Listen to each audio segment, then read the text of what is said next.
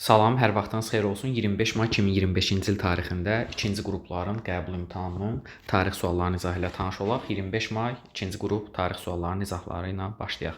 61-ci sualda Qaraqoyunlu dövlətinin Teymuri dövləti ilə oxşar səbəblərdən fərqli xüsusiyyəti. Osmanlı ilə müharibələrin aparılması, Qaraqoyunlu Osmanlı ilə mübarizəsi yoxdur. Şirvanşah 1-ci İbrahim ilə mübarizəsi var Qaraqoyunlu dövlətinin də, Teymuri dövlətinin də, hansı ki, Əmir Teymurun ölümündən sonra Şirvanşahların Teymurilərlə münasibətlərində dəyişiklik baş verir. Həmçinin 1412-də də Qaraqoyunluların Şirvanşahlarla mübarizəsi var, amma Səfəvi dövlətinin 1-ci İbrahimlə mübarizəsi yoxdur. Bayandurlu sülaləsinin qüvvələrinə qarşı mübarizə aparılması bu hər üçün aid ümumi xüsusiyyətdir. Şeybanilərlə mübarizə aparılması bu Səfəvilərə, Teymurilərə aid xüsusiyyətdir, Qaraqoyunluya aid deyil və Uzun Həsənin qoşunları tərəfindən məğlub edilməsi ortaqdır ki, Qaraqoyunlular Muş döyüşündə, Teymurilər də məhz 1468-69-cu ildə məğlub olmuşdular, lakin Uzun Həsən ilə Səfəvi dövlətinin hər hansısa toqquşması yoxdur, çünki eyni dövrdə olmayıb. 2-5 C variantı olur. 60-cı sual 3-cü qruplarda da var idi. Bir çox suallar 3-cü qruplarda var idi. Əvvəlki ildə olduğu kimi bu ildə yenə 2-ci, 3-cü qrupların imtahanlarında oxşarlıq var idi suallarında. Bu bir tərəfdən haqsız yanaşmadır 2-ci qruplara. Çünki onlarda bal əmsalı 3-cü qruplara nisbətdə daha aşağıdır tarixdən. Hər bir halda baxaq biz suallarımızın izahlarına. Fransanın İngiltərəyə aid xüsusiyyətlər. Böyük Azadlıqlar Xaritəsinin imzalanması bu ingilislərə aiddir. 1215 Səlib yürüşlərində iştirak ortaq. Azinkurda qalib gəlibdir. 1415-də ingilislər 100 illik müharibədə iştirak ortaq və Jaklar üsyanı Fransaya aid olur. 62-də evləndi. 63-ə baxırıq. 1-ci Dünya müharibəsi illərdə yenə təkrar sualı idi. 1914-18 noyabrın 11-də başa çatdı. Burada da cavabımız olurdu 17-ci ildə təşkil olunan ADP. 64 fərqli sualdır 3-cü qruplardan. Hansı ki 40-cı ildə demək Almaniyanın işğallarından söhbət gedir. Qonşu ərazilərin işğal etdiyi ərazilərindən söhbət gedir. Deyir bununla da bu addım atmaqla Lakarna konfransının üzərinə götürdüyü hansı öhdəliyi pozur? Lakarna konfransı 25-ci ildə imzalanan Reyn Təminat Paktına əsasən bir-birlərini sərhədlərinə hörmətlə yanaşacaqlarını, aralarında baş verən münaqişələri sülh yolu ilə həll etmək barəsində razılığa gəlmişdilər. Sərhədlərin toxunulmazlığı təminat altına alınmışdı, lakin bununla gördüyünüz kimi Almaniya bu təminatı pozur. Ulusun ilə Uallinin oxşar cəhətləri hansı ki, bu da oxşar idi o 3-cü qruplarla. Urartu tərəfindən işğal edilmiş Manna torpaqlarının geri qaytarılması Ulusun'a aiddir. 2-ci Sarqon tərəfindən üsyan yatırılması oxşar deyildi. Əhəməni ilə mübarizə hər ikisinə aid deyil. Hər ikisi Assuriya İttifaqı bərpa etmişdilər. 66-ya baxaq. 1-ci Süleymanın dövrünə aid xüsusiyyətlər. Paytaxtın Ərdəyə köçürülməsi Murad. 2 doğrudur. 3 1555 səbəblərlə sülh müqaviləsi. Balqaristanın işğal edilməsi İldırım Bayezdə aiddir. Muxaç döyüşündə qalib gəlməsi 2-3-5 olur. Cavabımız E bəndi. Qızıl Arslan üçün xarakterik deyil. Şirvanşahların vassalasılığına salınması doğrudur. Paytaxtı Həmədana 1175-ci ildə Məhəmməd Can Pəhləvan köçürmüşdür. B variantı olur cavabımız. Paleolitlə mezolitin oxşar cəhətləri. İstehlak, yəni mənimsəmə təsərrüfatının mövcud olması 1, qadınların cəmiyyətdə rol oynaması 2, mağaralarda yaşamaları 3, doğru fikirdir. Mikrolit alətlər mezolitə aiddir. 5 isə hər ikisinə aid deyil. 40-cı illərdə keçirilən sosial-iqtisadi tədbirlərə aid deyil. Demək, komendant dərəsunun ləğvi 1840-dır. 40-cı illərə uyğun gəlir, lakin bu inzibati tədbirdir. Sosial-iqtisadi islahat deyil. A olur cavabımız. Belə ki, B variantı sosial-iqtisadi tədbirdir. 1846 reskriptinə əsasən. C variantı həmçinin 1841-ci ildə onların torpaqları əllərindən alınır. D variantı həmçinin eyni tarixdədir zaten C ilə D. E variantı reskript A ilə B ilə daha doğrusu E variantı eyni ildədir. Hər bir halda A variantı inzibati tədbirdir. Bu da növbəti 3-cü qruplarda istifadə olunan sual. Hansı ki 1787 ABŞ Konstitusiyasına görə qanunverici hakimiyyət icra hakimiyyətinin işini yoxlaya bilərdi. Bəli, yuxarı palata nümayəndələr palatası adlanır. Bu aşağı palata nümayəndələr palatası adlanırdı. Konqres adlanırdı. Bəli, 1A ilə C variantları olur. Demək, icraedici hakimiyyət prezident tərəfindən rəhbərlik edilməsi 2-də A variantı, rəhbər ömürlük seçilmirdi, veto qoymaq hüququ var idi. Burada inkar şəkilçisi var. Həmçinin burada A doğrudur və belə olduğu halda cavabımız olur B variantı. 71-də xəritədə ulduzla verilmiş rayon Xocavənd ərazisidir. Hansı ki, burada ulduzla verilən rayon. 2024-cü ildə prezident burada hansı ki, prezident seçkilərində iştirak etməyibdir. O yanlış fikirdir. 10 noyabr bəyanatına əsasən Kəlbəcər, Laçın, Ağdam qaytarılmışdı, yanlışdır. Antiterror ərazisində sülh məramlı kontingent var idi və Alban memarlıq abidəsi də buradaydı. Nadir Şah Əfşarla, demək D variantı. Nadir Şah Əfşarla Fətəli xanın ümumi xüsusiyyətləri. Demək, Rusiya ilə danışıqların aparılması Nadir Şah Əfşar da aparıb, Qubalı Fətəli xan da, hansı ki, Dərbəndin demək mühasirəsi zamanı vergi sahəsində hər ikisi islahatlar keçirdibdir. Azərbaycan adlı inzibati bölgü Nadir Şaha aiddir. Osmanlı ilə sülh müqaviləsi Nadir Şaha aiddir. Qubalı Fətəli xanın belə xüsusiyyəti yoxdur. 72-1-2 A variantı. 73-də xəritədə iştiqlənmiş dövlət Şəddadilər dövlətidir. Şəddadilər dövlətinə aid xüsusiyyət hansıdır? Demək, Oğuz Səlcuq türkləri ilə ittifaqda Bizans erməni və Gürcü feodallarına qarşı mübarizə aparıbdır. Bəli, A variantı. Bir müddət Sadisalar dövlətindən asılı vəziyyətdə olması Şirvanşahlara aid ola bilərdi. Paytaxtın, yəni Gəncənin böyük dağıntılara məruz qalması yanlış idi. İskit padşahlığı ilə eyni dövrdə mövcud olmayıb və ya demək, Arşakilər tərəfindən işğal olunması fikri yanlışdır. Parfiya Arşakilər tərəfindən bizim eranın ilk əsrində Atropatenalılar işğal edilmişdi. Kəndlərə torpaq verilməsi haqqında qanunun qəbul edilməsinə çalışan Tiberi Qrax günahlandırılırdı nədə? İmperator olmaq cəhdində xeyr, padşah olmaq cəhdində günahlandırılırdı. Gördüyünüz kimi 2 dənə oxşar fikir var. Deməli, bu 2 dənə oxşar fikir varsa, bunlardan biri həmişə çox belə deyək ki, böyük ehtimalla cavablardan biri olur.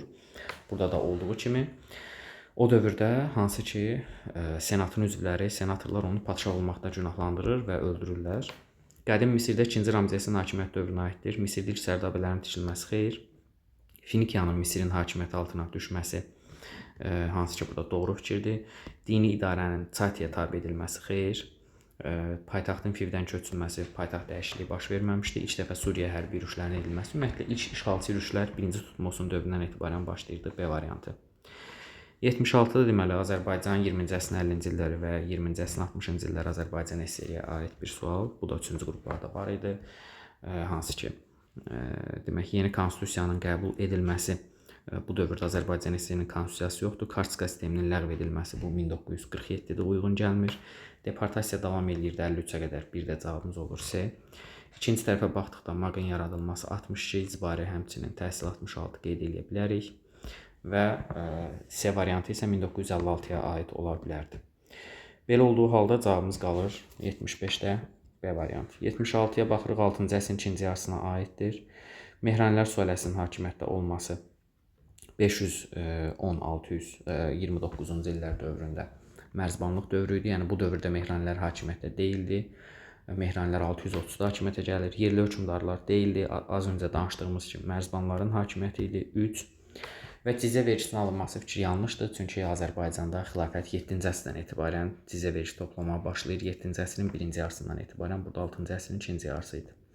Yalnız 3-77-də D olur. Hansı ki, bu da yenə 3-cü qruplarda istifadə olunmuşdu. Heydər Əliyevin 1993-cü ilin dekabrında Parisə səfərindən söhbət gedirdi. Onun Parisə səfərinin nəticəsində Paris xartiyasına qoşulur Azərbaycan. Azərbaycan BMT-nin nizamnaməsinə əməl edəcəyini dair öz fikrini təsdiqləyir.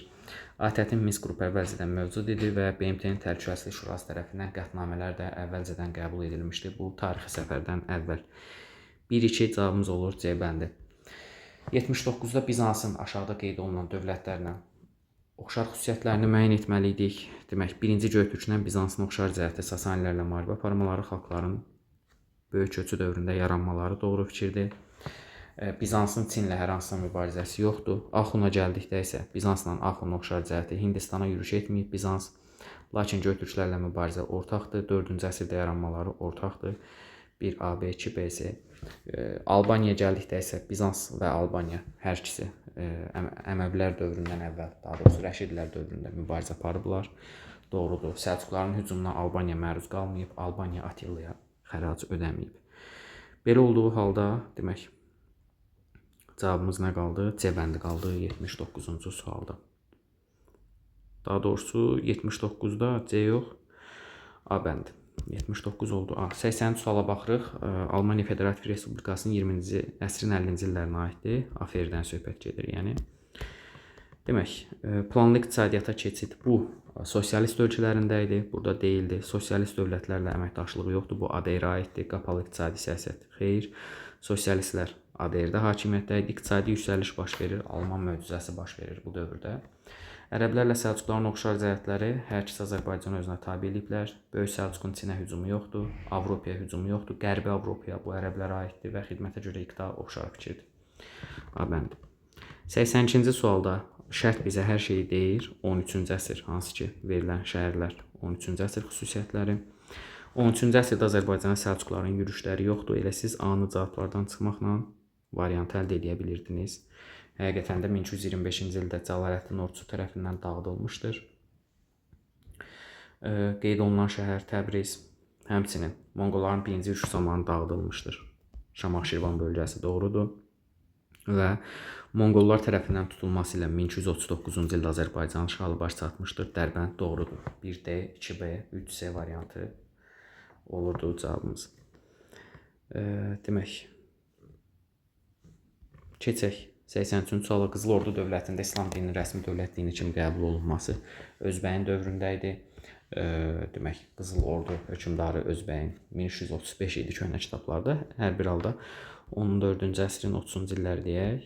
Qızıl Ordu xanı Əhməd xanın Moskvaya yürüş etməsi 1480-ci il. Uğura qarşılaşması 15-ci əsr. Hülakülərlə Qızıl Ordu arasında mübarizə Hülakü dövləti yaranan dövrdən etibarən təxmini 1260 deyək. Və Toxtamışın Təbrizi tutması 1385. Belə olduğu halda 83-də ardıcıllığımız olur. 3, 1, 4 və 2. 84-də 1-ci Aleksandr və 1-ci Nikolayın ümumi cəhətləri, Fransız hərbi qüvvələri ilə mübarizə aparılması 1-ci Aleksandrın dövründə, demək, Baradina döyüşünü deyə bilərik. 1-ci Nikolayın dövründə biz burada Krım müharibəsini nəzərdə tuta bilərik. Çünki Krım müharibəsi zamanı 1853-56-da məhz Osmanlının müttəfiqi olan dövlətlərdən biri də Fransa idi. Qacarlarla mübarizə 1-ci Rus-Qacar müharibəsi 1-ci Aleksandra, 2-ci Rus-Qacar müharibəsi 1-ci Nikolaya uyğun gəlir. Xanlıqlarla müqavilələrin imzalanması 1-ci Aleksandrın dövrünə aiddir. Qaradənizə çıxış uğrunda mübarizə hər ikisinə aid deyil. 1-2 olur cavabımız. 85-ci suala baxırıq. Tiflis və Bakı dövrləri. Müəyyən müddət Milli Şuranın fəaliyyət göstərməsi bir ortaqdır. Tiflisdə də, Bakıda da 18 noyabrında fəaliyyətini bərpa eləmişdi. Parlament yalnız Bakıda fəaliyyət göstərir. Qonşu dövlətlərlə hərbi əməkdaşlıq barədə müqavilə imzalanması Dimin etalonunda bu cavab doğru götürülübdür əslində, lakin müzakirəyə açıq bir məsələdir.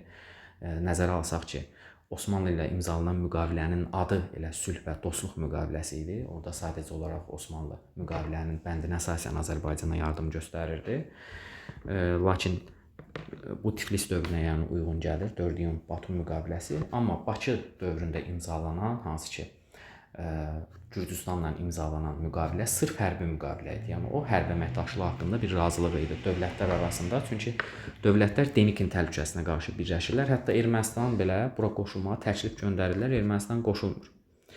Lakin yenə deyirəm, din etalonlarında 3-ü də götürübdür. Bu danışdıqlarımıza rəğmən. Fətəli xan Xoyskinin rəhbərliyi ilə hökumətin təşkil olunması bu təbii ki, heç bir müzakirəyə səbəb olmadan ortaq fikir kimi götürülə bilər. Çünki Tiflis dövründə 1-ci hökumət, Bakı dövründə 3-cü hökumət qurulmuşdu.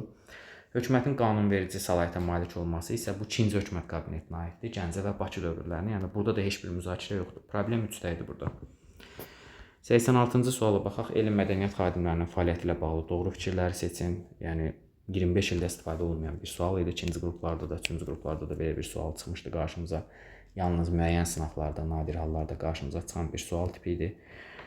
Burada adları qeyd olunan tarixi şəxsiyyətlər, mədəni xadimlər, Səfəvilər dövründə yaşayan mədəni xadimlərdir.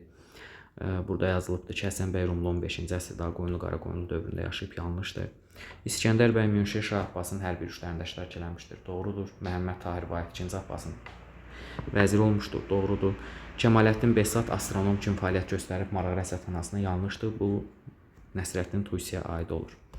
Səfəvilərlə bağlı növbəti sualımıza gəldikdə isə paytaxtın Qəzvindən İsfahan şəhərinə köçürülməsi, bu hansı ki Şah Abbasın dövründə idi. 1598-də Çıldır döyüşünün baş verməsi 1578 Xudavəndiyə aiddir.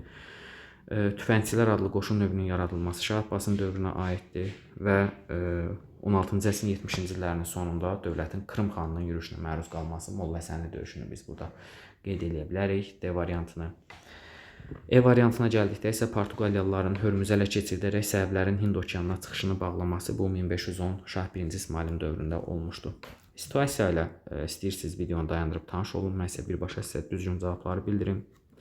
Mənbədə gördüyünüz kimi bəhs olunan dövlət Quba xanlığıdır. Bax, burada yerləşən Quba xanlığından söhbət gedirdi. Quba xanlığının 1784-cü ildə Azərbaycan cənubuna doğru yürüşü var və cənuba doğru yürüş eləyərkən bir ilə qeyd olunan, hansı ki Ərdəbilin ərazisini ələ keçirmişdi. Yəni burada bir Ərdəbildən söhbət gedir. 89-a gəldikdə Şamaxını Dağıstanlıların hücumundan müdafiə etmək üçün mənbədə göstərilən xanlığın, yəni Quba xanlığının Şamaxı ilə əldə etdiyi razılaşma nədən ibarət idi? Belə ki, Quba məhz Şamaxını Dağıstanlıların hücumundan qorumalı, Şamaxı isə hər il öz üzərinə düşən xərac ödəməli idi. 90-cı suala gəldikdə isə Quba xanı Fətəli xan niyə geri çəkilir cənub torpaqlarından? Çünki burada Dağıstan hakimləri, Rusiya başlıca olaraq Cənubi Qafqazın hakimləri etiraz edirlər və bu yürüşə qarşı çıxırlar. Həmin bax bu yürüşə qarşı çıxmalarına görə də Qubalı Fətəli xan geri çəkilmişdir. Bu və ya buna bənzər digər cavabları şərh bölümündə qeyd edə bilərsiniz. Öz yazdığınız, doğru bildiyiniz cavabları müzakirə edə bilərik. Beləcə ikinci qrupların da tarix suallarının izahları ilə tanış olduq sizinlə. Növbəti şans imtahanında sizlərə uğurlar arzu edir və qarşıdakı imtahanlara mükəmməl şəkildə hazırlaşmaq üçün şərh bölümündə qeyd etdiyim dərs və sınaq qruplarımız barəsində məlumat almağınız üçün 055 437 53 nömrəsinə yaza bilərsiniz. Sağ olun, salamat qalın.